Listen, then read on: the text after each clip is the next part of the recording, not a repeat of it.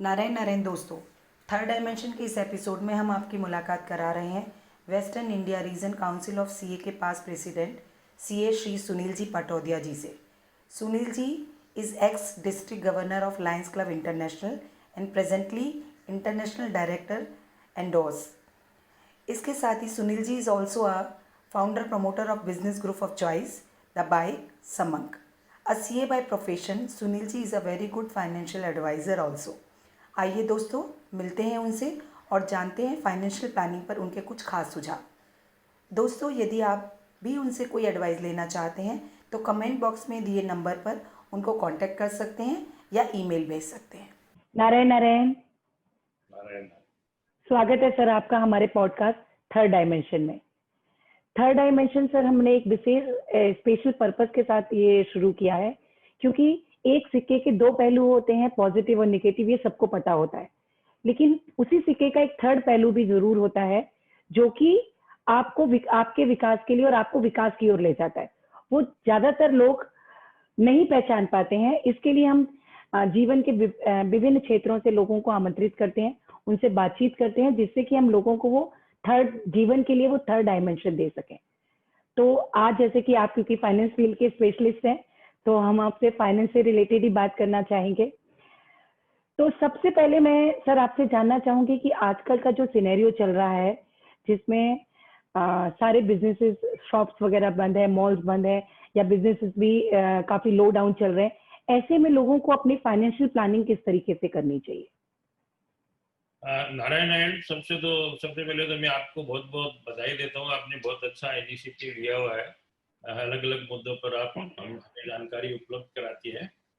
और आज का जो विषय है, स्पेशली फाइनेंशियल इन्वेस्टमेंट और फाइनेंशियल प्लानिंग, तो ये बहुत इम्पोर्टेंट है। और जीवन में काफ़ी उतार चढ़ाव हमारे रहते हैं।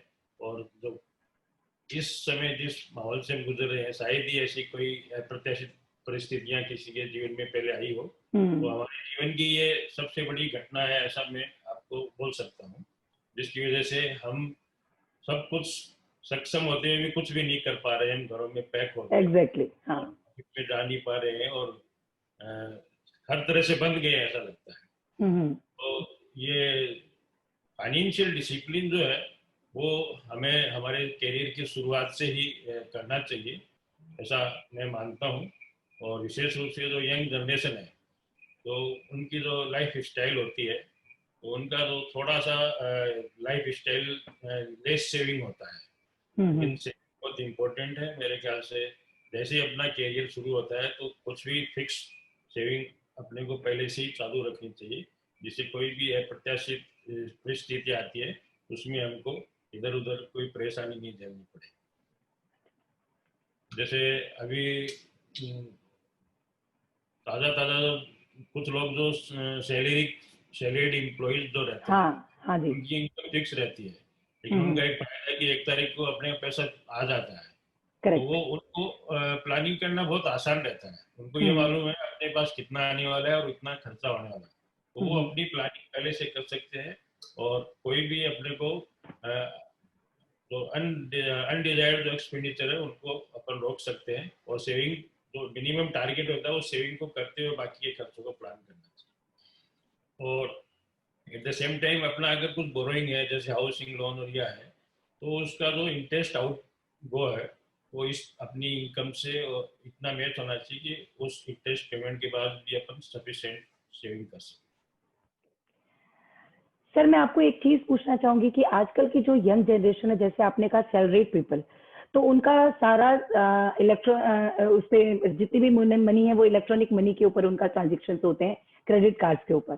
तो उसमें कई बार जैसे आपने कहा कि लाइफस्टाइल कुछ इस तरीके से होती है और क्रेडिट कार्ड अवेलेबल होते हैं, तो कई बार जाने अनजाने हम अपनी सेविंग से ज्यादा इन्वेस्टमेंट कर जाते हैं, और फिर उसकी वो एक कंटिन्यूटी में वो उनके इंटरेस्ट चलते रहते हैं लाइफ लॉन्ग हमारे ऊपर। तो उससे बचने के लिए आप ये जो यंग जनरेशन है या मिडिल क्लास जनरेशन है, आप उनको क्या कहना चाहेंगे, क्या एडवाइस करना चाहेंगे?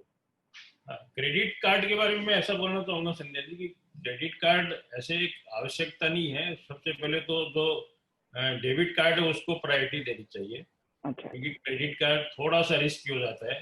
क्योंकि कभी कभी अनावश्यक चीजों में भी अपनी स्पेंडिंग हो जाती है। तो कोई न कोई परिस्थिति ऐसी हो जाती है कि हम कंट्रोल नहीं कर पाते हैं, लेकिन फिर भी अगर कोई अपने आप को कंट्रोल करने में सक्षम है तो क्रेडिट कार्ड अच्छा है। लेकिन उसमें अपना वीकली लिमिट या मंथली लिमिट ऐसा करना चाहिए। ऐसे तो क्रेडिट कार्ड की ओवरऑल लिमिट रहती है, लेकिन उसमें एक ऑप्शन रहता है कि you can pay 5-10% in a month, बाकी वो कैरी फॉरवर्ड होता रहता है। तो मैं ये एडवाइस करूंगा, वो क्रेडिट कार्ड में तो कैरी फॉरवर्ड सिस्टम है वो कोई भी हालत में अपनाना नहीं चाहिए। वो सबसे रिस्की है और सबसे ज्यादा कॉस्टली है, वो बहुत खतरनाक है। कभी कभी उनकी जो इंटरेस्ट बर्डन है वो 30%, 35% तक हो जाती है। तो उस चीज से बिल्कुल बचना चाहिए। क्रेडिट कार्ड अपन यूज करें, this is just a mode of payment. Okay. और उसका जो फायदा है वो खाली कि अपने को कैश कैरी नहीं करे उसके लिए है, और अपनी अगर सीमाओं में अपन उसको यूज कर सकते हैं तो क्रेडिट कार्ड जरूर करना चाहिए। उसमें मंथली अपना जो भी डिसिप्लिन है उसको मेंटेन करना चाहिए। कभी कोई इमरजेंसी में थोड़ा सा और हो गया तो उसको आगे आने वाले महीनों में जल्दी से जल्दी कंट्रोल करना चाहिए। सर जैसे अभी आपने कहा कि आपने डेबिट कार्ड वर्ड यूज किया, तो क्या आप प्रेफर करेंगे लोगों को ये एडवाइस करना कि क्रेडिट कार्ड से बेटर है कि हम डेबिट कार्ड यूज करें तो हमें अपनी लिमिट्स हमेशा याद रहेंगी कि कितना हमें खर्चा? ये मैं सबसे पहले बोला, क्योंकि क्रेडिट कार्ड में बहुत सारी हिडन कॉस्ट रहती है, वो अपने को बाद में पता चलती है।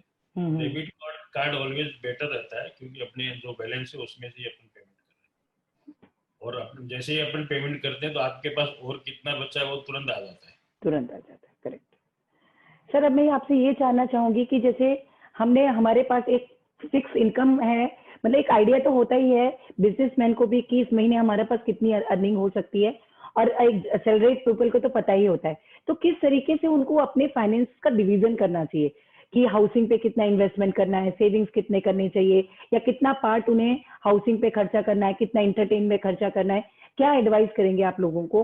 क्योंकि वो एक समझ अनुभव के बाद आ पाती है, लेकिन जैसे कि आपने कहा कि स्टार्टिंग से ही करना चाहिए, तो मुझे लगता है कि अगर यंग एज पर ही उनको ये एक ज्ञान दे दिया जाए कि आप इतना परसेंट आप अपनी सेविंग्स का, इनकम का इस मुद्दे पे खर्चा करें, इतना इस मुद्दे पे खर्चा करें, तो वो थोड़ा उनके लिए इजी हो जाता है।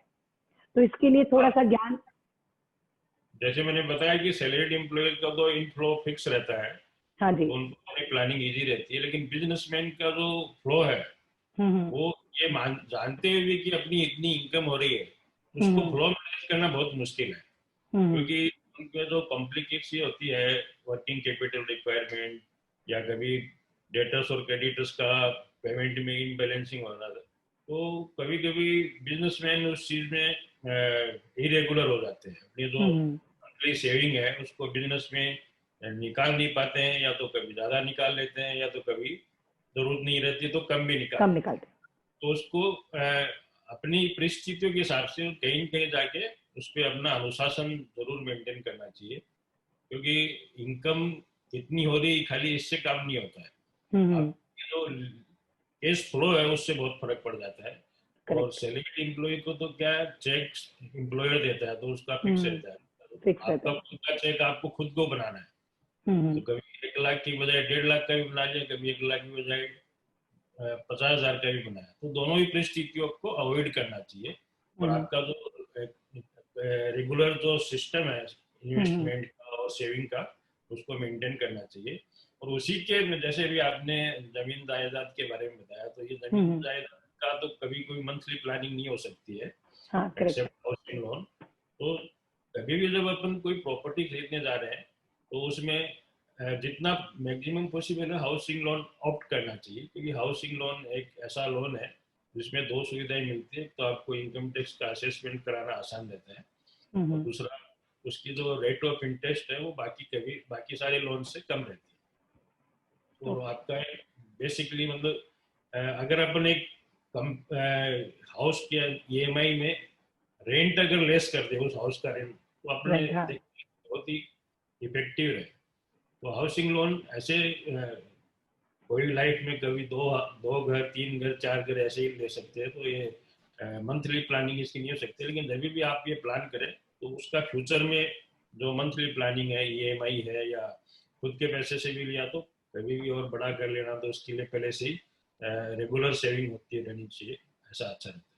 क्योंकि इन्वेस्टमेंट जो बिजनेस में हुआ है उसमें आप कितना भी करते जाएंगे तो उसमें उसका कितना इम्पेक्ट पड़ता बोलना मुश्किल है।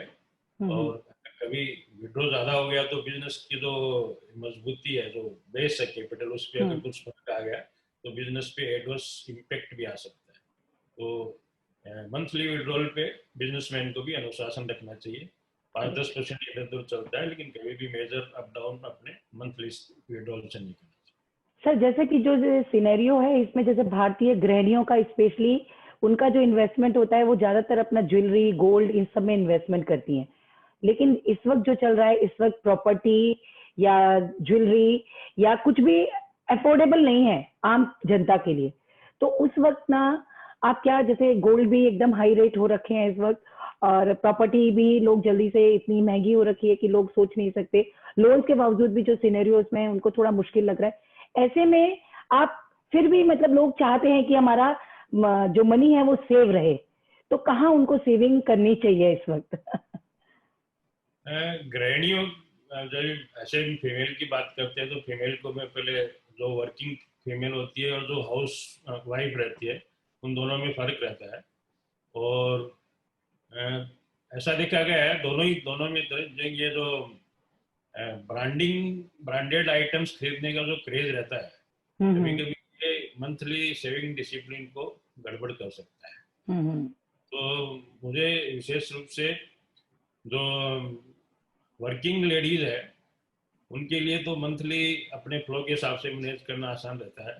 लेकिन जो हाउस वाइफ रहती है उनको शायद उसकी ज्यादा चिंता नहीं रहे, जैसे जैसे आता है उसको इनएप्रोप्रिएट उनका ये हो जाता है, इम्बेलेंस हो जाता है। हाँ हाँ हाँ। तो सबसे पहले तो मेरे जरूरत की जो चीजें हैं उनको सबसे पहले प्रायोरिटी देनी चाहिए। उनको तो अपने कोई भी हालत में करना ही पड़ा है, कि जो भी अपनी लाइफ स्टाइल है। और उसके बाद में जो अपने इंस्ट्रूमेंट्स है, सेविंग के इंस्ट्रूमेंट्स, चाहे वो गोल्ड में हो, चाहे ये रियल एस्टेट से रिलेटेड हो, चाहे फाइनेंशियल इंस्ट्रूमेंट्स जैसे रहते हैं हमारे, कुछ लोगों को शेयर मार्केट और डिवेंचर्स में भी इंटरेस्ट रहता है, कुछ लोगों को साल में 1-2 बार गवर्नमेंट सिक्योरिटीज में भी इंटरेस्ट करने का सिस्टम रहता है, पीपीएफ, एनएससी, बहुत सारे ऑप्शन रहते हैं। तो कभी कभी गृहिणियों को ये देखा देखी चीजें खरीदने का शौक हो जाता है कि उसने ये लाया तो मैं उससे अच्छा लाऊं या उसके जैसा लाऊं। तो ऐसा मेरे ख्याल से नहीं करना चाहिए। अपने को अपनी जो क्षमता है उसके हिसाब से ही इन्वेस्टमेंट डिसीजन लेना चाहिए। क्योंकि ये होड़ की जो आदत हो जाती है कभी, तो उसको आगे जाके कहीं न कहीं तकलीफ हो सकती है। तो होड़ से बचना चाहिए और अपने फ्लो के हिसाब से अपने ये जो परचेजिंग शॉपिंग की जो हैबिट है उसको उस हिसाब से मैनेज करना चाहिए। सर अभी आपने दो चीजें अपने उस स्टेटमेंट में बोले, एक तो पीपीएफ का नाम लिया और एक आपने एनएससी का नाम लिया। तो उसमें हाँ, तो हमें क्या, कौन सा मोड बेटर है? पीपीएफ का कॉन्सेप्ट लोगों को, मुझे लगता है शायद बहुत सारे लोगों को पीपीएफ का कॉन्सेप्ट उतना अच्छे से नहीं है। एक एचयूएफ भी होता है, उसका कॉन्सेप्ट भी शायद मुझे लगता है कि बहुत लोगों को नहीं है। इसके बारे में थोड़ा सा प्रकाश डालेंगे? हाँ, मैं बता देता हूँ। एनएससी तो सिंपल है, वो 6 साल का एक इंस्ट्रूमेंट रहता है, हाँ जी। जिसमें 7.5 से 8% के बीच में भी फिलहाल रेट ऑफ इंटरेस्ट चल रही है। तो 1,000, 2,000, 5,000, 10,000 और 20,000 इस प्रकार से काफी डिनोमिनेशन में आता है और पोस्ट ऑफिस में मिलता है। तो पोस्ट ऑफिस में जाके अपन खरीद सकते हैं और ये 6 साल में ऑटोमेटिक मैच्योर हो जाता है। आप मतलब जो अगर 10,000 रुपये का एनएससी खरीदते हैं तो 15-16 हजार के बीच में कुछ भी अमाउंट उनको 6 साल बाद में मिल जाएगा। मिल जाता है। पीपीएफ है कंपेरेटिवली थोड़ा सिस्टेमेटिक इन्वेस्टमेंट है और ये गवर्नमेंट ऑफ इंडिया का डायरेक्ट रहता है, पब्लिक प्रोविडेंट फंड बोलते हैं, जिसको अपन पोस्ट ऑफिस में भी अकाउंट खोल सकते हैं, बैंक में भी खोल सकते हैं। इसका टेन्योर 15 साल रहता है और इसमें जो मैक्सिमम सीलिंग है एक व्यक्ति की, वो 1,50,000 है। एक साल में आप 1,50,000 से ज्यादा इन्वेस्टमेंट नहीं कर सकते। कुछ समय पहले तक उसमें एचयूएफ को भी अलग से 1.5 लाख की लिमिट रहती थी, लेकिन अभी वो लिमिट, एचयूएफ अपने नाम से अकाउंट नहीं खोल सकते हैं। एचयूएफ अपने मेंबर्स, आइदर माइनर और अडल्ट, उनके नाम से इन्वेस्टमेंट कर सकते हैं। एचयूएफ का अपना अकाउंट नहीं हो सकता है। उस पर भी रिस्ट्रिक्शन है। तो अभी जैसे अपन ये मान के चले, एक मियाँ बीवी और 2 उनके बच्चे, हाँ जी। अगर 4 लोग हैं तो उनको अगर अपने को बेस्ट प्लानिंग करनी है तो 1.5 लाख रुपया वो दोनों अपने अपने अकाउंट से डाले और HUF से दोनों बच्चों के लिए 75,000 डाले। तो इस प्रकार से वो एक अच्छी प्लानिंग हो जाती है। और इसमें 5 साल तक PPF से आप पैसा निकाल नहीं सकते हो, उसके बाद में 75% of the last years balance withdrawal allow है, लेकिन कोशिश करनी चाहिए अपने को PPF विड्रॉ नहीं करना पड़े। और 15 साल बाद में उसमें एक्सटेंशन का ऑप्शन है, 5 साल बाद में और एक्सटेंशन कर सकते हैं। और PPF का जो इंटरेस्ट है वो टैक्स फ्री रहता है, और PPF का कोई भी मैच्योरिटी अमाउंट आएगा वो टैक्स फ्री रहेगा। और ये जैसे कोई भी किसी लोगों को ये रहता है ना पर्सनल गारंटी, पर्सनल गारंटी में अगर किसी की लाइबिलिटी आ गई तो उसमें PPF एग्जेम्प्टेड है। पर्सनल गारंटी में भी PPF को आप कोई भी ये नहीं कर सकता, जब्त नहीं कर सकता। ओके, यानी PPF सबसे सेफ तरीका है अपनी सेविंग्स को रखने का, कि कभी आपके पास कोई इशू भी आए तो आपके PPF को कोई हाथ नहीं लगा सकता, वो आपकी और आपकी फैमिली के लिए सुरक्षित रहेगा। मिनिमम 1000 इन अनम अगर आपने एक बार अकाउंट खोला है तो 1000 रुपया अगर कोई कारण से 1 साल में अपन नहीं करा पा रहे तो कम से कम 1000 रुपया जमा करा के उसकी कंटिन्यूटी मेंटेन कर सकते। ओके। और उसमें इंटरेस्ट हर मार्च को क्रेडिट हो जाता है, जो भी बैलेंस रहता है 1 साल में उसका इंटरेस्ट क्रेडिट हो जाता है, और उसकी पासबुक मेंटेन होती है, आप अपना उसको देख सकते हैं।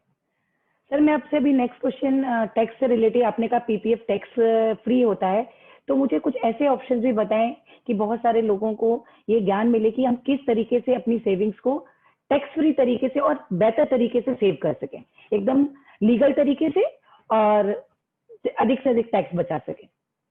हाँ, लीगली तरीका है इलीगल तो कुछ होता नहीं है, वो दिमाग में होता है। लेकिन ये जो हमारी जो इनकम रहती है उसके बाद में हमारे पास जो टैक्स प्लानिंग्स जो रहती है सरकार की, उसमें सब में इन्वेस्टमेंट इन्वॉल्व रहता है। इन्वेस्टमेंट की वजह से आपको टैक्स बचाना रहता है। तो कुछ लोगों की जो बिजनेस या उनके जो अदर इन्वेस्टमेंट एक्टिविटीज है वो अगर अच्छी है तो उनको टैक्स भर देना चाहिए। अगर उनको लगता है कि उससे ज़्यादा वो नहीं कमा सकते हैं तो उनको फिर इन्वेस्टमेंट करना चाहिए। मैं आपको एक एग्जांपल देता हूँ, जैसे अभी PPF ही है, PPF में आपने अगर 1.5 लाख रुपया भरा तो उसका ब्याज फिक्स है, आपको 8% ब्याज मिलेगा।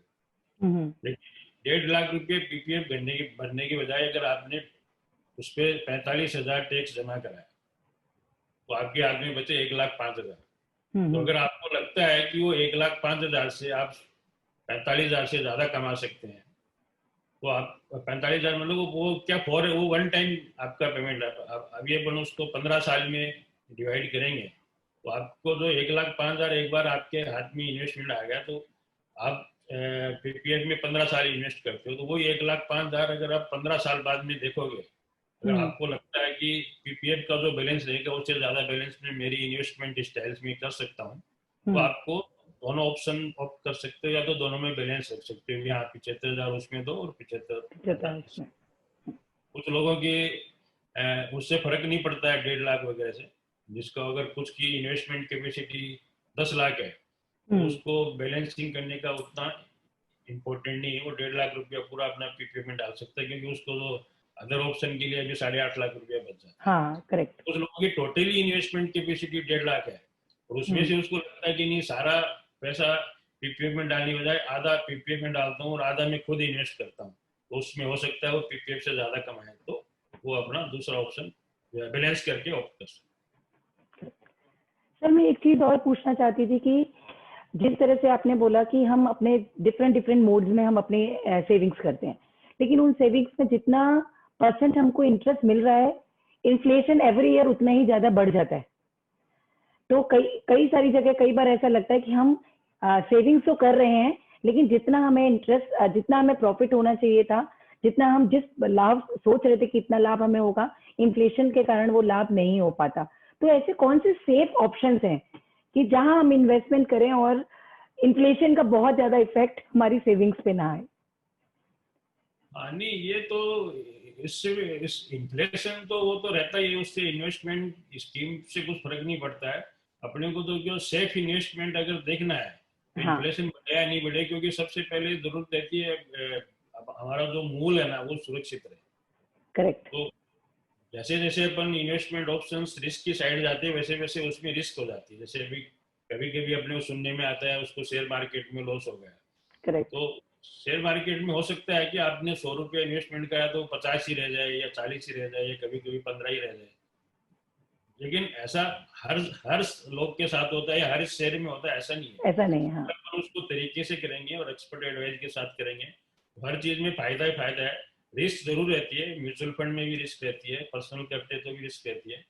तो जो अपनी एकदम बेसिक रिक्वायरमेंट है कि भी ऐसा तो अपने को कभी भी चाहिए ही चाहिए, तो उतना अमाउंट अपने को एकदम सेफ इन्वेस्टमेंट में रखना चाहिए। जैसे गवर्नमेंट ऑफ इंडिया के बॉन्ड है, पीपीएफ है, एनएससी है, वो आपको हमेशा सेफ रहते हैं।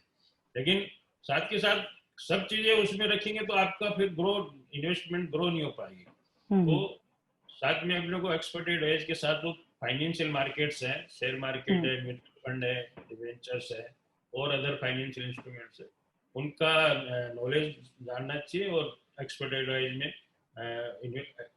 एडवाइस के साथ इन्वेस्टमेंट करना चाहिए। और जिनको इतना टाइम नहीं है कि वो एक्सपर्ट्स लोगों से भी राय ले, तो म्यूचुअल फंड में स्पेशली जो SIP एक स्कीम होती है, स्पेशल इन्वेस्टमेंट, तो वो अच्छा है। तो उसमें आप रेगुलर इन्वेस्टमेंट करते रहेंगे तो आपका इन्वेस्टमेंट अच्छा ग्रो है, इन्फ्लेशन का इम्पैक्ट ज्यादा नहीं आएगा उसमें। SIP बढ़िया सिस्टम है, इन्फ्लेशन का जो भी इम्पैक्ट होगा उसको कट डाउन कर देगा। सर मैं आपसे ये जानना चाहती थी, ज्यादातर लोग क्या करते हैं, लोगों को ऐसा लगता है कि ठीक है अभी तो हम कर रहे हैं अपने फ्यूचर के बारे में, मतलब फ्यूचर से मेरा कहने का तात्पर्य है कि 50+ 60+ के बारे में बहुत ज्यादा विचार नहीं करते। वो सोचते जो है अभी यहाँ पर अभी बच्चों में इन्वेस्ट किया, ये किया, कई बार बच्चों की पढ़ाई के लिए लोन और इस तरह की चीजें लोग ले लेते हैं। लेकिन अपने उस एज के लिए, अपनी 60+ की एज के लिए वो बहुत कम सोचते हैं। और मुझे लगता है कि वो आज का जो इस तरह की सिचुएशन चल रही है उसमें वो प्लानिंग करना बहुत जरूरी है। तो कुछ टिप्स देंगे आप लोगों को कि किस तरीके से वो अपने फ्यूचर के लिए भी भले ही छोटी प्लानिंग करें, लेकिन इस तरह से प्लानिंग करें कि जब वो उस एज पर आए तो बच्चे कहीं पर भी हों, बच्चों की सेविंग्स कुछ भी हो, बच्चों की अर्निंग कुछ भी हो, उनके पास वो अपने फाइनेंशियली इंडिपेंडेंट रह सके। हाँ, तो मैं यही बोलना चाहता हूँ कि जो 40-50 की रेंज में जो लोग रहते हैं उनकी जिम्मेदारी सबसे ज्यादा रहती है इस मामले में। तो जब उनके बच्चे ग्रो होते हैं, जब वो अपना करियर चालू करते हैं, तो उनको भाई एग्जाम्पल समझाना चाहिए। अपने को सोसाइटी में हर प्रकार के एग्जाम्पल मिल जाते हैं। अपने को सिंघानिया जी जैसे एग्जाम्पल भी हैं और बाकी छोटे छोटे एग्जाम्पल भी हैं। तो अपने खुद की जो मिनिमम रिक्वायरमेंट है कोई भी एज में, 70 के होंगे तो 80 लगे, तो उसका सबसे पहले व्यवस्था पहले से करनी जरूरी है और उसकी प्लानिंग जितनी जल्दी हो जाए अच्छा है। तो ये उनको अगर अपन बाई एग्जाम्पल बताएंगे तो उनको समझ में आएगा। तो हो सकता है वो अपनी पहले साल से उस पे थोड़ा सा वर्किंग चालू कर दे, जैसे जैसे उनका करियर बढ़ेगा उसमें वर्किंग आगे बढ़ती जाएगी। दूसरे जो 40 से 50 की रेंज में रहते हैं उनके पेरेंट्स जो है उनका वो कितना ध्यान रख पा रहे हैं, और पेरेंट्स की जो पुरानी जो इन्वेस्टमेंट डिसीजंस लिए हुए हैं उसकी वजह से उनको कितनी राहत है, इस चीज का उनको एहसास रहता है। तो वो खुद जब अपने लिए प्लानिंग करेंगे तो उनको थोड़ा इजी रहेगा कि भी हाँ आज जैसे अपने पेरेंट्स इतने आराम से रह रहे हैं अपने सही डिसीजन की वजह से, या उन्होंने उस टाइम पे सही डिसीजन नहीं लिया तो आज उनको ये तकलीफ हो रही है, तो ये तकलीफ अपने को नहीं होए इसके लिए अपने को क्या करना चाहिए। क्योंकि पहले तो जॉइंट फैमिली सिस्टम था, तो किसका कम ज्यादा होता तो छुप जाता था, मतलब इसने कम कमाया उसने ज्यादा, उससे फर्क नहीं पड़ता, सबका घर में चलता रहता था। आजकल हमारी फैमिली छोटी रहती है और पूरी तरह 1 या 2 बच्चों पे डिपेंडेंसी रहती है। तो इस वजह से ये ज्यादा जरूरी हो गया है कि हम रिटायरमेंट प्लानिंग अपनी जल्दी से जल्दी चालू करें और बच्चों को भी इसके बारे में बताएं, जिससे क्योंकि अभी अपने बच्चे अपने को कितना ध्यान रख पाएंगे तो अपन उसका अंदाजा लगा सकते हैं, लेकिन उनके बच्चों का कितना ध्यान रख पाएंगे उसका तो भी अंदाजा लगाना मुश्किल। सर अभी आपने रिटायरमेंट वर्ड यूज किया, आजकल काफी सारे स्पेशली जो 30 की एज के लोग हैं उनमें बहुत सारा ये कॉन्सेप्ट आ गया है कि अर्ली रिटायरमेंट का, कि मैं एक एज तक बहुत सारा कमाऊंगा 40-45 साल तक जी जान करके जो मुझे कमाना है उतना कमाऊंगा, उसके बाद अपनी लाइफ को एंजॉय करूंगा। तो आपको क्या लगता है कि ये कॉन्सेप्ट उचित है? और जो लोग इस तरह की चीजों पे चल रहे हैं, तो क्या ये ठीक है ऐसे कॉन्सेप्ट लाइफ के लिए? नहीं, ये क्या है, एज फैक्टर है। जो चीज हाँ आप 30 साल में सोच रहे हो या हाँ 25 हाँ। साल में सोच रहे हो, वो अगर ऐसा सोचते वैसा करेंगे तो कोई दिक्कत नहीं है, हम्म लेकिन ऐसा हो नहीं पाता है। हम्म मैं मेरा एग्जांपल बताता हूँ। मेरे को जब मैं लगभग 25 से 30 के बीच में था, तो मेरे को ऐसा लगता है कि भाई अपन तो 5 बहन भाई है, एक हम्म। बार 5 करोड़ कमाएंगे, सब एक एक करोड़ बांट के बाद में मजे करेंगे। हाँ हाँ हाँ। लेकिन जैसे ही आप 5 करोड़ कमाते हो तो फिर आपकी प्लानिंग 50 करोड़ पे चली जाती है, और जैसे ही करेक्ट आप 50 करोड़ के मालिक हो जाते हो तो आपको 250 करोड़ की प्लानिंग चालू हो जाती है। तो करेक्ट। ये एक्चुअल में होता नहीं है, लेकिन अगर कोई करे तो कोई दिक्कत नहीं है, क्योंकि अल्टीमेटली हैप्पीनेस है ना, वो सबसे ज्यादा जरूरी है। बिल्कुल। पैसे को आप कितना भी बढ़ा लो, उससे हम्म हैप्पीनेस नहीं आती है। हाँ, लेकिन अगर आप काम के साथ साथ उसको एंजॉय कर रहे हो तो अच्छा है, क्योंकि ये आप अकेले तो कमा नहीं सकते हो, आपको टीम बनानी पड़ती है। बिल्कुल बिल्कुल। अगर आपने 5 करोड़ कमाया तो हो सकता है आप 5 लोगों की मेहनत से कमाया होगा, और हम्म आपने अगर 50 करोड़ कमाया तो हो सकता है उसके साथ आपके 50 या 100 लोग जुड़े होंगे, तब ये हो हम्म पाया। तो अगर आप उसको एंजॉय कर रहे हैं तो अच्छा है, हम्म। लेकिन उसकी वजह से आपकी कुछ शारीरिक परेशानियां हो रही है तो आपको उसको बैलेंस करना चाहिए, क्योंकि हेल्थ की कॉस्ट पे वेल्थ नहीं करनी चाहिए, ऐसा मेरे को लगता है। Health is wealth. आपने बहुत ही अच्छी बात कही कि हेल्थ इज वेल्थ, और हमेशा ये वेल्थ कमाते वक्त ये याद रखना है कि हमारी हेल्थ को इफेक्ट नहीं करना है। हम जितने लॉन्ग टर्म तक रहेंगे उतना बेहतर काम कर सकेंगे, और जो भी हमारी वेल्थ को लेकर इच्छाएं उनको पूरा कर सकेंगे। सर, कुछ छोटे छोटे टिप्स देना चाहेंगे जो कि बड़ों से लेकर, बुजुर्गों से लेकर बच्चों तक सबके लिए लाभदायक हो, गृहिणियों भी उस चीज पे काम कर सकें और आगे बढ़ सके लाइफ में? इसमें क्या है कि जो पेरेंट्स रहते हैं उनकी जो वो जो क्या बोलते हैं वो हमको बचपन से ही थोड़ा अटपटा सा लगता है हम्म कि ये ऐसा क्यों बोल रहे हैं, जबकि ऐसा हम्म करेंगे तो अच्छा है। हम्म और ये कभी भी, क्योंकि एज गैप रहता है ना, तो कभी भी हम्म कम, जो चीज आज हम सोच रहे हैं, तो हम्म हमारे पेरेंट्स हमारी एज में थे तो वो भी ऐसे ही सोचते थे, और हम कुछ और सोचते, लेकिन आज हम जो सोच रहे हैं वो हमारे बच्चों को अच्छा नहीं लग रहा है। हम्म तो मतलब उनका सोचने का तरीका अलग रहता है।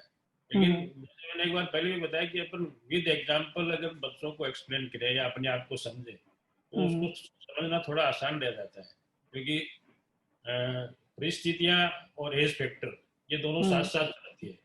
हम्म और ऐसा नहीं है कि समय के साथ कुछ बदलाव नहीं होता है। जो चीज़ें पेरेंट्स ने अपने टाइम पे की उस चीज़ों में आज बदलाव भी है, लेकिन अल्टीमेटली डिसीजन मेकिंग उसी लेवल पे होती है। तो हम्म जो फाइनेंशियल डिसिप्लिन है उसमें कंसिस्टेंसी होनी जरूरी है सेविंग में, और अपनी जो स्पेंडिंग बिहेवियर है, हम्म जिसको थोड़ी देर पहले शॉपिंग वर्ड यूज किया था। हम्म। शॉपिंग एक ऐसी चीज है उसका कुछ अंत नहीं रहता है। करेक्ट। तो मैं जैसे अभी बीच में एक बार ब्रांडिंग चीजों का आपको बोला ना, तो राइट। कभी कभी इतने रुपए के पर्स आते हैं कि उसके अंदर उतने रुपए नहीं आते हैं। बिल्कुल तो सही कह रहे हैं आप, बिल्कुल सही कह रहे हैं। मेरे को कभी समझ में नहीं आता कि इतने रुपए का पर्स क्यों ले। लेकिन सर, और आजकल ब्रांडिंग का जमाना है और लोग ब्रांड के पीछे ही भागते हैं। जैसे आपने अपने बचपन में बिल्कुल भी ब्रांड यूज नहीं किया होगा, मैंने थोड़ा बहुत यूज किया। अभी आने वाली जनरेशन तो हर चीज ब्रांड, बच्चे हर चीज ब्रांडेड ही चाहिए उनको, और वो ब्रांडेड है तो उनकी cost just because of name बहुत ज्यादा होती है। तो टू सम एक्सटेंड वो अच्छा है, और हम्म किसी की भी कैपेसिटी है तो उसमें कोई बुराई भी नहीं है, लेकिन वो हम्म। होड़ भी नहीं होना चाहिए, अपनी हाँ। कैपेसिटी में चलना चाहिए, क्योंकि हर हर लेवल का ब्रांड अवेलेबल है। करेक्ट। मेरे को तो ईश्वर ने बता रखा है, मैं तो अभी भी बिना ब्रांड के चल लेकिन सर, वो आपका जमाना और हमारा जमाना निकल जाएगा, आपका निकल गया, हमारा निकल जाएगा, लेकिन आने वाले रहा बच्चे हूँ। वो इस ब्रांड जमाने के ऊपर ही में भी चलते हैं। हमारी जो एज के लोग हैं उनको ब्रांड का शौक है, हाँ हाँ तो वो उसको एंजॉय कर रहे हैं। कि हाँ। मेरे को नहीं लगता कभी कि मेरे को ब्रांड के पीछे भागना चाहिए। मेरे को जो भी सामने तो उसकी जो जरूरत है वो पूरी घड़ी में टाइम बताना चाहिए, घड़ी कौन सी हाँ। घड़ी में, उससे फर्क नहीं पड़ता है। करेक्ट अपना जो करेक्ट। ट्राउजर है वो 1 लाख का ट्राउजर है तो भी ठीक है, 5,000 का ट्राउजर है तो भी ठीक तो भी ठीक है। है। अपने को अच्छा लगना चाहिए, दूसरे को अच्छा लगेगा नहीं। करेक्ट। तो ये बहुत ही अच्छी बात कही सर आपने कि ना फाइनेंशियल प्लानिंग करते वक्त भी आपको क्या अच्छा लग रहा है, आपके परिवार के लिए क्या अच्छा है, वो चीज पे ध्यान देना है। दूसरा क्या कर रहा है उस पर ध्यान देने के बजाय हमें ये देखना है कि हमारी कैपेसिटी क्या है, हमारी इनकम क्या है, उस तरीके से अपनी सेविंग्स और उसको प्लान करना चाहिए। तो ये बहुत अच्छी इंपॉर्टेंट बात कन्वर्सेशन के साथ में सामने आई। आपने पीपीएफ की एक बहुत अच्छी नॉलेज दी और एचयूएफ के बारे में और एनएससी के बारे में भी आप लोगों ने आपने बात की। तो ये सारी बातें बहुत ही अच्छी हैं। सर मैं एक छोटी सी बात और कहना चाहूंगी, स्पेशली जो लोअर तबके के लोग हैं, लोअर मिडिल क्लास लोग, और लोअर से भी मैं कहूंगी एकदम लोअर क्लास लोग, उनके लिए उनको फाइनेंशियल चीजों की बिल्कुल भी आइडिया ही नहीं होता कि उनको किस तरीके से सेविंग करनी चाहिए। तो कुछ टिप्स आप ऐसे हमारे जैसे लोगों को बताएं कि जिससे कि हम उन लोगों की हेल्प कर सके, उनको बता सके कि उनको, क्योंकि उनके ऊपर आपके घर में जितने भी हाउस होल्ड के लिए जितने भी हेल्पर्स आते हैं, ऑलवेज उनके ऊपर कर्जा रहता ही है। आपका भी कर्जा होगा, उन्होंने 10 लोगों से और भी ले रखा होगा।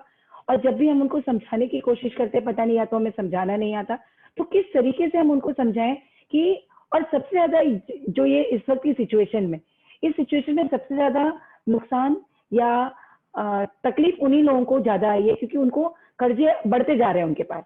अगर घर में एक जन भी बीमार हो गया, एक जन को भी हॉस्पिटलाइज करना पड़ा, तो उनको कर्जा मांगना पड़ता है। तो उनको किस तरीके से हम गाइड करें? बहुत सही बात है। सबसे पहले तो वो कमजोर तबके से पहले मैं बताता हूँ, थोड़ा सा पहले जमाने में क्या रहता था, किसी भी पेरेंट्स के बेटियां होती थी ज्यादा, तो वो हमेशा चिंता में रहते थे। तो बेटी के जन्म के साथ से ही उनकी सेविंग स्कीम चालू हो जाती थी कि बेटी की शादी में ये करना है, उसका पैसा बचाना चालू कर देते। तो किसी के अगर ज्यादा बेटियां हो गई तो उसको तो कमाई से ज्यादा सेविंग में लग जाता है, अभी ऐसी भी हो जाती थी। तो सौभाग्य से अभी ऐसा समय निकल गया, ऐसा मैं मानता हूँ, क्योंकि आजकल की बच्चियां काफी पढ़ती लिखती है और अ, जब उनकी शादी की उम्र होती है तब तक वो खुद भी कमाने लायक हो जाती है। तो कुछ पेरेंट्स को जो बेटियों की शादी की चिंता रहती थी उससे अब लगभग मुक्ति हो गई और आने वाले समय में और मुक्ति हो जाएगी, ऐसा मेरे को लगता है।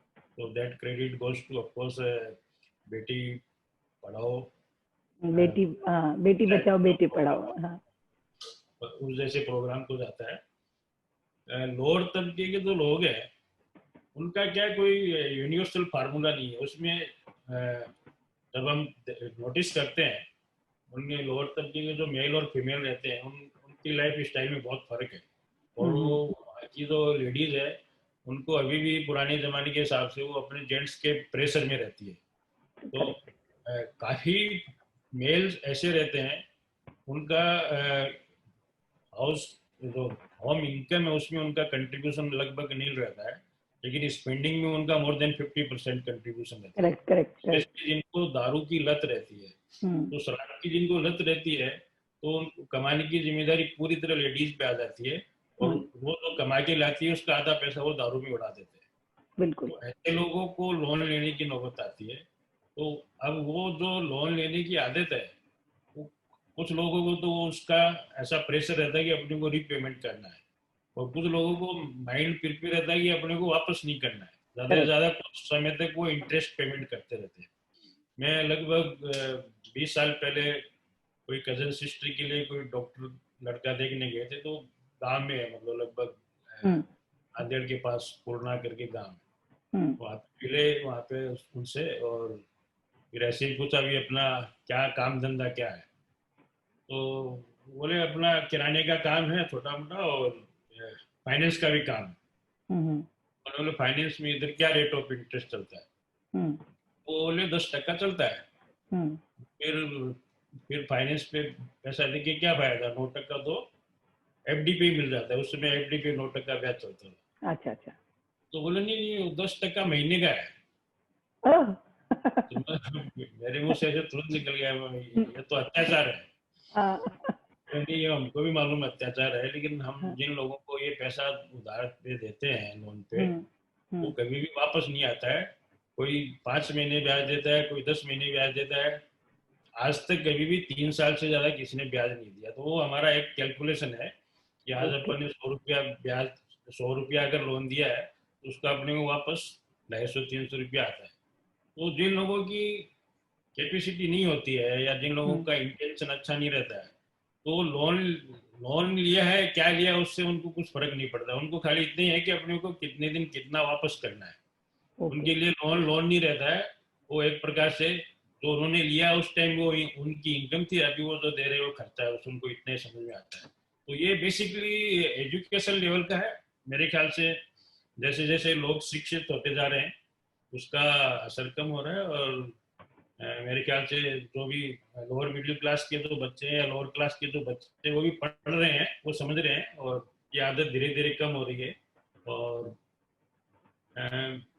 मेरे को लगता है कि ये लोअर लेवल पे जो पहले 5% 10% ब्याज पे जो पैसा आता वो अवेलेबिलिटी भी कम हो गई है और उसकी रिक्वायरमेंट भी धीरे धीरे कम हो गई है। आजकल लोन देने वाला भी नहीं देता है और लेने वाले को भी मालूम रहता है कि ये छोड़ेगा नहीं।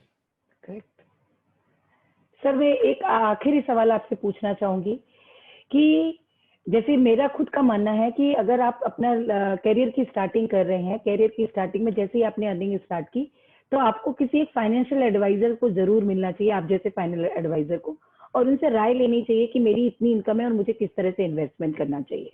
ये मेरी खुद की ऐसी ओपिनियन है। तो आप कहाँ तक इत्तेफाक रखते हैं इस ओपिनियन से कि क्या ऐसा करना बेनिफिशियल होता है लोगों के लिए, करना चाहिए लोगों को? ये अवश्य करना चाहिए, बहुत जरूरी है। तो मैं बार बार में जो बोल रहा हूँ एक्सपर्ट एडवाइस, उसका कारण यही है कि सबसे पहले तो हमारे जो पेरेंट्स हैं उनकी राय लेनी चाहिए। जितनी राय उनसे मिलती ठीक है, उसके बाद में जो एक्सपर्ट्स जो रहते हैं उनसे एक बार कम से कम पहली एडवाइस लेके उसका क्या असर रहता है वो देखना चाहिए। तो फाइनेंशियल डिसिप्लिन और फाइनेंशियल प्लानिंग है वो बहुत इंपॉर्टेंट है। उसका अपने करियर पे बहुत क्रूशियल इम्पेक्ट रहता है। तो उसमें कभी भी लापरवाही नहीं करनी चाहिए। और मैं तो बोलता हूँ कि अपनी जो फर्स्ट अर्निंग रहती है उसी टाइम से वो फाइनेंशियल डिसिप्लिन चालू हो जाना चाहिए। उसके लिए कोई भी सोचने की जरूरत ही नहीं। कोई अपन ने किसी की राय ली तो अगला क्या सोचेगा उस पर बिल्कुल विचार नहीं करना चाहिए। अपन एक्सपर्ट नहीं है तो अपन को बिल्कुल एक्सपर्ट से एडवाइस लेनी चाहिए, ये बहुत जरूरी है। और एक्सपर्ट एडवाइस भी कोई पर्टिकुलर चीज का एक्सपर्ट नहीं होना चाहिए, वो ओवरऑल एक्सपर्ट ओवरऑल। होना चाहिए। अगर आपने कोई शेयर मार्केट वाले को बोला एक्सपर्ट एडवाइस देने के लिए तो वो 100 में से 90 शेयर मार्केट में डलवा। करेक्ट। तो ऐसा नहीं होना चाहिए। बैलेंसिंग ओपिनियन है, बैलेंस मतलब ओवरऑल एक्सपर्टाइज होनी चाहिए जिससे भी आप राय लीजिए। सर, आपने एक चीज और कही थी बातचीत में कि हाउसिंग लोन इस मतलब सबसे बेनिफिशियल होता है कि आपके ऊपर एक प्रेशर भी रहता है कि भाई हाउसिंग लोन है और आपकी इनकम का एक पर्टिकुलर पार्ट, और आपको घर भी मिल जाता है जिसमें आप रह भी सकते हैं, तो रेंट भी की भी इनकम हो रही है। तो क्या ये भी करियर की स्टार्टिंग में लोगों को कर लेना चाहिए, हाउसिंग लोन लेकर हाउस लेना, घर लेना, ये किया करना चाहिए क्या लोगों को? ये घर और दूसरा मैं सोना, दो चीजों को बता रहा हूँ कि ये दोनों चीजें आपको रूटीन में काम में आती है। हाँ। और घर और कोई अगर सेल्फ एम्प्लॉयड है तो उनका ऑफिस। तो मैं आपको लगभग 20 साल पुरानी एक बात बताना चाहता हूँ जो मेरे साथ ही हुआ। मेरा ऑफिस था जिसका मेरा 8,000 रुपया किराया था। करेक्ट। और 88,000 रुपया डिपॉजिट थी। तो मेरे पास ऐसे ही कोई ये डीएस से आया है, एचडीएफसी बैंक का, जिसमें हम आपको अनसिक्योर्ड लोन देंगे 5 लाख रुपए। अगर आपकी इनकम टैक्स फाइल बराबर है तो अपना तो इनकम टैक्स फाइल देखते हुए बोला हाँ कोई दिक्कत नहीं, मैं परसों आपका चेक लेके आता हूँ, उतना कॉन्फिडेंट था वो। तो अपने तो जब ये 5 लाख रुपया करे क्या, तो बाद में ध्यान में आया 2-3 दिन पहले वो एक रियल एस्टेट ब्रोकर आया था, बोले भाई जी 5 लाख रुपया में ऑफिस दिया। तो फटाफट उसके पास गया, बोले यार वो 5 लाख रुपए वाला ऑफिस अभी है क्या? बोला हाँ है भाई जी। तो तुरंत गया देखा तो वो ऑफिस जम गया। तो अपने को क्या लगा, उसका 5 लाख का जो रीपेमेंट इंस्टॉलमेंट था वो लगभग 12,500-13,000 रुपया था। तो मैंने मन में एक वो तो 48 इंस्टॉलमेंट थी, तो अपन ने ये सोचा कि 48 महीने के लिए अपन 13,000 रुपया महीने का ऑफिस में शिफ्ट हो गए। करेक्ट। तो तुरंत वो ऑफिस खरीदा, वहाँ का पूरा फर्नीचर एज इट इज नए ऑफिस में रखा। तो अपना 8,000 किराया कम हो गया और 13,000 की ईएमआई चालू हो गई 4 साल करेक्ट। की। करेक्ट। तो अपना माइंड ये है कि अपन 5,000 ज्यादा किराया दे रहे हैं राइट। और 4 साल में आप वो प्रॉपर्टी अपनी होगी। करेक्ट। उसके बाद में ईएमआई बंद और प्रॉपर्टी अपनी होगी। हाँ, तो यानी आप एडवाइस करेंगे? ये बात अगर मैं 5 लाख रुपया इधर उधर से करके लूंगा, इनकम टैक्स में दिखाने जाऊंगा, तो इनकम टैक्स वाला पूछेगा कहाँ से लाया 5 लाख रुपया, बोले नहीं दोस्त से ब्याज पे लिया, तो वो मानेगा दोस्त से ब्याज पे लिया है, तो बोलेगा एंट्री लिए। बैंक से जब आपको लोन मिला है तो उस पे रेट ऑफ इंटरेस्ट भी कम रहती है। हाउसिंग लोन पे भी यही है, अगर आपको आज भी 1 करोड़ का अगर मकान खरीदना है तो उसमें से अगर आपके पास सिर्फ 25 लाख रुपए ही है अवेलेबल, तो आप 25 लाख करके 75 लाख का लोन लीजिए। 75 लाख की EMI है वो 75,000 से भी कम आएगी, और समय के साथ वो एज ए रेंट उसको आप EMI पकड़ लो, ये भी अपने मकान का किराया है, तो आप उसको यूज भी कर रहे हैं और आपका उसमें एप्रिसिएशन भी। आज अगर आप 1 करोड़ का मकान खरीद रहे हो तो 15 साल में कम से कम 2.5-3 करोड़ हो जाएगा, करेक्ट, ज्यादा भी हो सकता है, तो उसमें एप्रिसिएशन भी आता है और आप यूज भी कर रहे हो उसको। नहीं तो आपको उसको यूज कर, सेम मकान आप अगर किराए पे लेंगे तो आपका आउटफ्लो तो होना ही है, वो आउटफ्लो से थोड़ा सा ज्यादा आउटफ्लो आपको एज ए EMI करना पड़ रहा है, ऐसा मान के। Thank you so much sir, आपने बहुत सारी छोटे छोटे से टिप्स बताए एक साधारण सी बातचीत में, और इतना अच्छा लग रहा था कि बिल्कुल ऐसा लग रहा था कि मैं किसी एक्सपर्ट से नहीं, अपने बड़े भाई से बात कर रही हूँ और जनरल अपने लिए एडवाइस ले रही हूँ कि क्या करना चाहिए भैया मुझे, मेरे लिए क्या करना चाहिए। तो थैंक यू सो मच। जो फीलिंग मेरे को आई आपसे बात करके, वो फीलिंग मेरे दर्शकों को भी जरूर आएगी, और मुझे बहुत सारी चीजें पता चली कि, तो वो चीजें और लोगों को भी पता चलेगी। और मुझे स्पेशली लगता है कि ये जो हमारी यंग जनरेशन है उनको आपके 2-3 कॉन्सेप्ट से बहुत ज्यादा लाभ होगा, PPF, हाउसिंग लोन और पूरा फाइनेंशियल एडवाइजर से एडवाइस करके अपनी फाइनेंशियल प्लानिंग करना। तो थैंक यू सो मच भैया, ये कोविड के समय में आपने हमें नारायण इतना समय दिया। और कुछ सवाल हो आपके माध्यम से या डायरेक्ट संपर्क कर सकते हैं कोई भी। सर हम आपका ईमेल आईडी डाल सकते हैं क्या हमारे कमेंट बॉक्स? मोबाइल नंबर दोनों डाल सकते हैं। Thank you so much sir, Narayan sir, thank you. दोस्तों, हमारे इस एपिसोड को सुनने के लिए आपका बहुत बहुत धन्यवाद। Please like, share and subscribe to third dimension. Comment section में हमें अपने विचार ज़रूर बताएं। चलिए दोस्तों, फिर मिलते हैं अगले हफ्ते एक नए मेहमान के साथ।